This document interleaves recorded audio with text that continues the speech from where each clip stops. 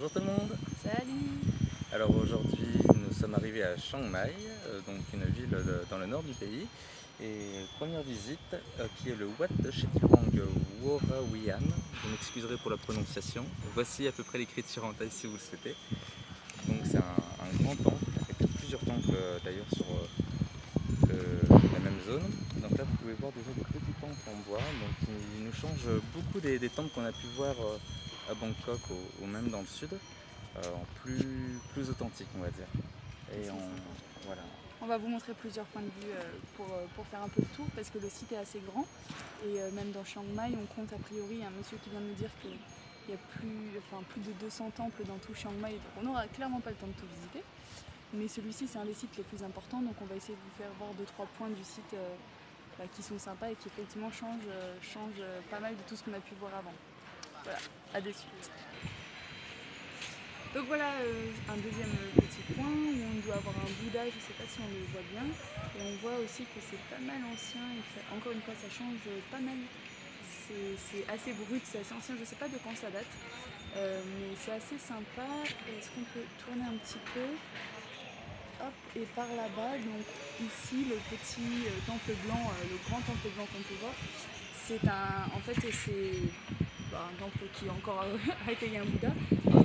C'est assez cool parce qu'on est tombé tout poil pendant la cérémonie. Il y avait un moine qui a pleuré, le moine le plus connu de la Chiang zone du Mai. nord en tout cas. Ouais, et du coup on a eu la chance de participer, donc on a vu un peu comment tout se passait, les prières, les trucs et tout, donc c'était assez authentique, c'était chouette. Voilà, oui. Et Chiang Mai, pour la petite histoire, c'était l'ancienne capitale du Nord, avec donc il y avait différents royaumes en Thaïlande, et donc c'était la capitale du roi. Et donc c'est la raison pour laquelle il y a eu beaucoup de temples de construits. C'était un peu pour prouver sa puissance. Et donc c'est la raison pour laquelle les temples semblent beaucoup plus anciens que ceux qu'on a pu voir à Bangkok. Avec les petits éléphants, ou en tout cas vraiment les décorations plus typiques, qui font vraiment plus référence à l'histoire. Mais maintenant on va vous emmener au temple du Grand Bouddha.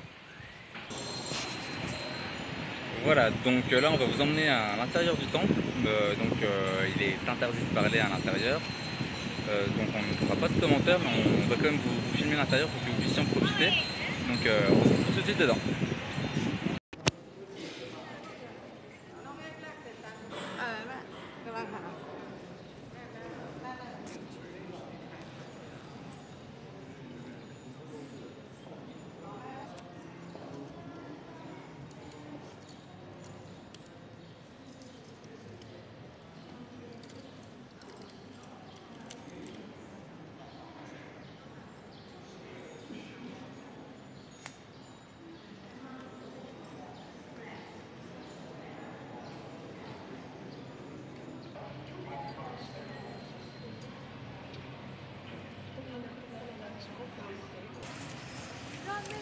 Voilà, donc j'espère que l'intérieur vous aura plu. En tout cas, c'est vraiment beau et vraiment grandiose. Et puis sinon, donc on va continuer la semaine à Chiang Mai. Hier, on est arrivé par avion. Et c'était assez sympa parce que dans l'avion, on a rencontré un monsieur, un Thaïlandais et sa famille qui gentiment, en fait, on a parlé, nous a expliqué plein de choses, il a commencé à nous aider sur les directions, etc. Il nous a même emmené en fait en voiture jusqu'à l'hôtel, enfin super sympa. C'est vraiment super sympa quoi. Il nous a demandé sur Facebook et tout, mais non, on est amis avec des Thaïlandais. Non mais c'est assez sympa, voilà, c'était assez naturel de sa part et comme quoi ça confirme que les gens sont vraiment super sympas et super serviables. C'est cool.